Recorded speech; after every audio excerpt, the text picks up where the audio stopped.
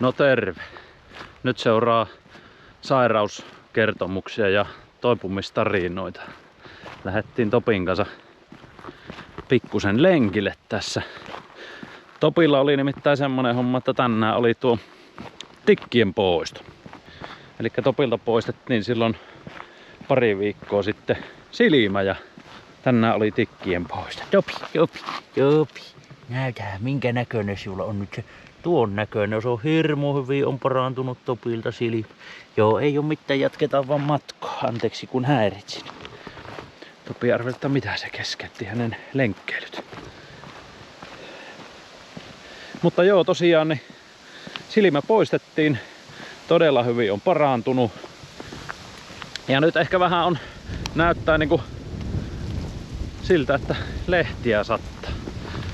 Niinku on vaikuttanut siltä, että Topi on se silmän poiston jälkeen niinku piristynyt hirmu paljon, mitä se oli jo silloin ihan jo tässä pitemmän aikaa koko kesänkin niin ollut. Et se on jotenkin niinku hirmu paljon terhakkaammaksi tullut. Me luulen, että se on varmaan, kun sillä oli se kaihi siinä ja siitä nyt varmaan se näkö on melkein niinku männy kokonaan, mutta onko se vähän havainnut jotain, niin se on pikkusen varmaan ollut semmonen ärsyttävä, että toisella on niet ja sitten toisella et, jot se vähän niinku häiritsee siinä, mutta nyt kun sitten se häiritsevä silmä on siitä poistettu, niin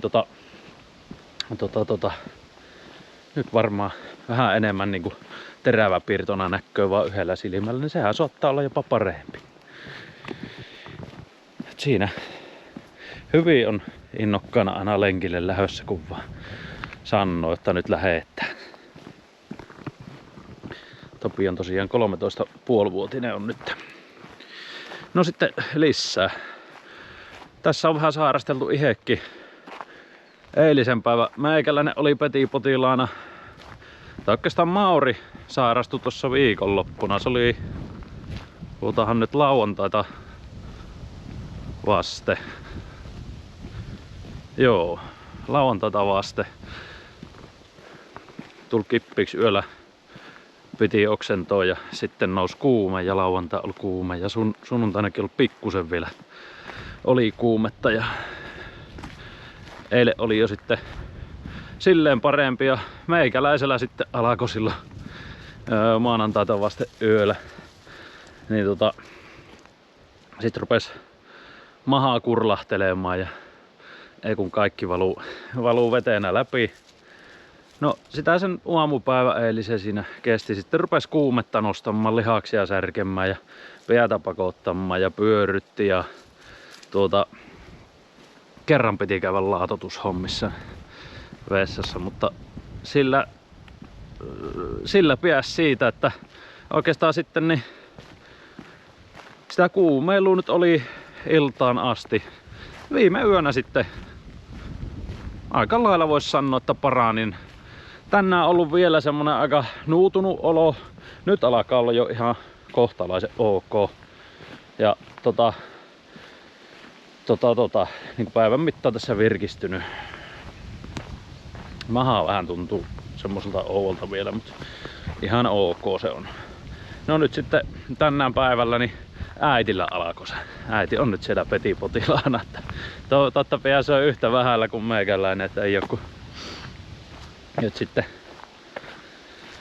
päivän verran rytäkkää kesti, niin ei sen pitempi. Mutta jotain ihme virusta on liikkeellä, että ensin vähän niinku tuolle vatsaoireilla alkaa ja sitten pitää kuumetta. Meillähän oli silloin vuosi sitten äitin kanssa piettiin se norovirus, niin sehän ei ollut ihan niin. Muistaakseni se ei kuumeilu ihan niin paljon, mutta sitten se niinku juoksutti vessassa ihan älyttömästi. Et nyt ei ollut kyllä semmoista, että emme usko, että tää on noro. Tää on joku ihan muu. Mikä lie. Olisi mielenkiintoista tietää mikä virus.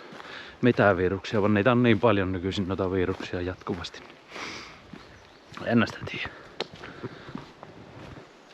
Topi päätti, että nyt kävellään sitten ihan rantaa asti, kun kerran lenkille lähettiin.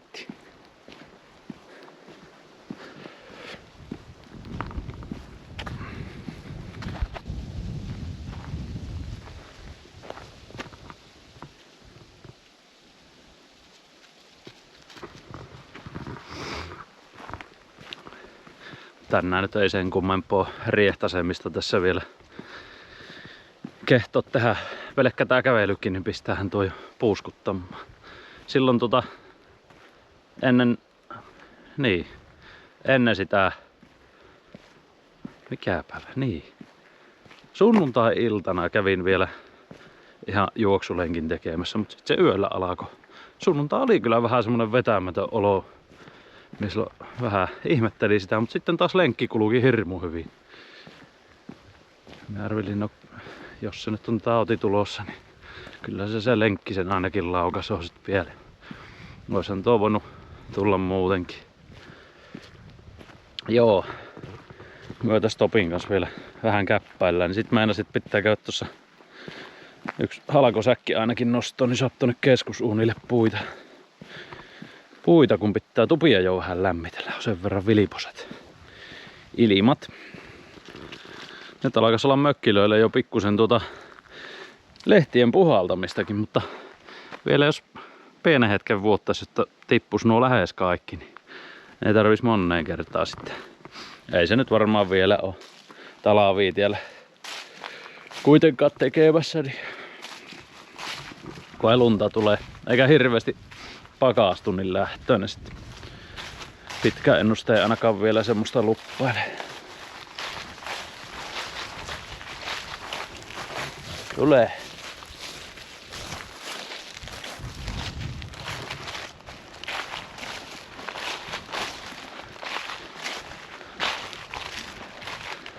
Tulloo sitten veneen käännöt ja laiturien nostot ja kaikenlaista projektihan tässä vielä ois. Aika on matalalla Pyhäjärvessäkin vesi. Pyhäjärvessä nyt ei oo ihan niin massiiviset nuo veden pinnan vaihtelut mitä vaikka Puruveessa, mutta sanotaan, että en muista, että olisi ihan äsken ollut tässä niin matalalla mitä on nyt. Niin se tuntuu vähän olevan kyllä joka paikassa, että hirmu matalalla. Kaikki vesistöt. Etkö sietään? Joko lähdetään kotiin? No, me lähdetään kotiin. Käy vähän nykäisemässä klapisäkki katokseen.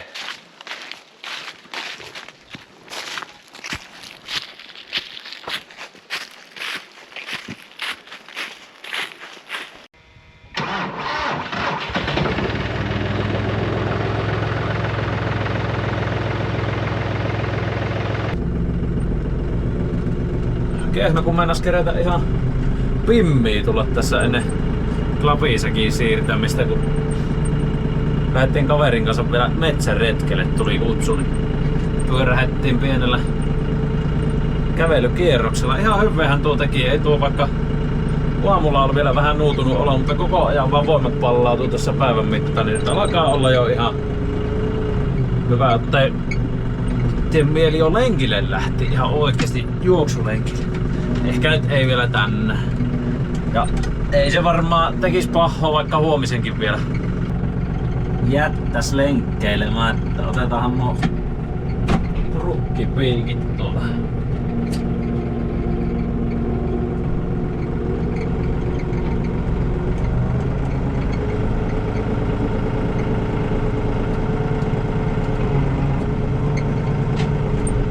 Sinne napsat.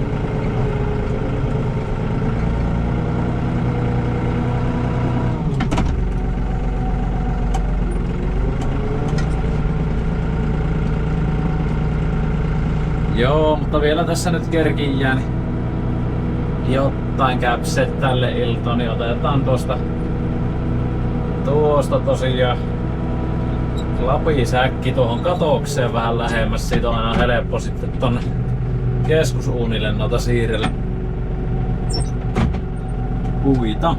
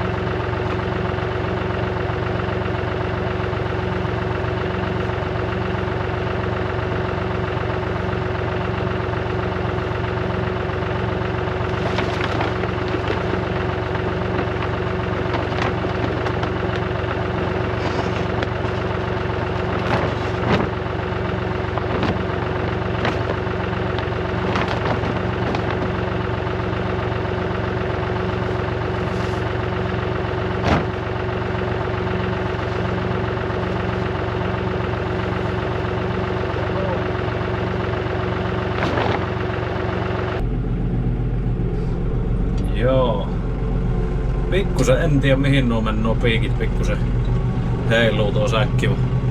Taitaa tuo kyyvissä pysyä.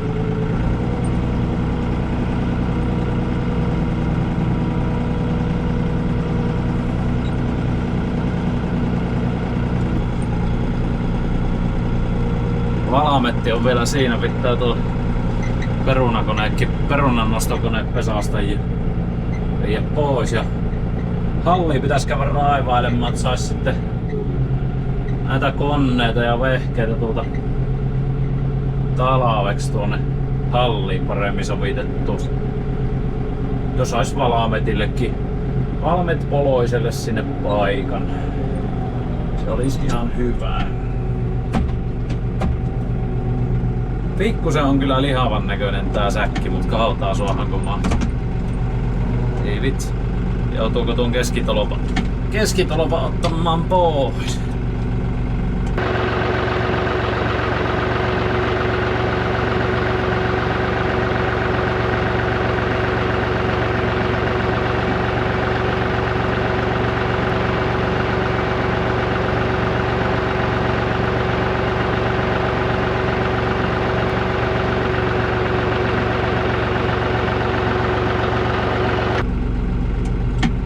Nyt pitää jarrutella teemään piikit tuonne seinään. Otetaan vähän takaisinpäin. Sitten sua työntää ihan seineen vasta. Siihen se taittaa aset. No.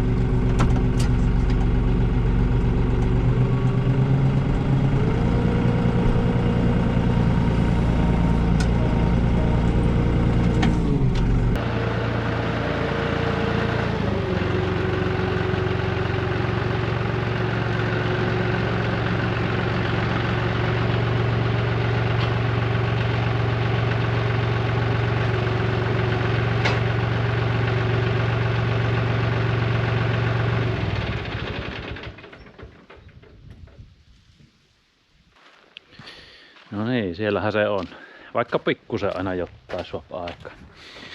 Tulhan tuonne survastuu. Se on tosiaan vähän napakka. Joskus on semmosia pulskempia säkkiä, niin tää kyllä lähtö, kun tuosta vaan ruvi irrottaa. Niin tää keskitoloppa suopne sinne survottuu.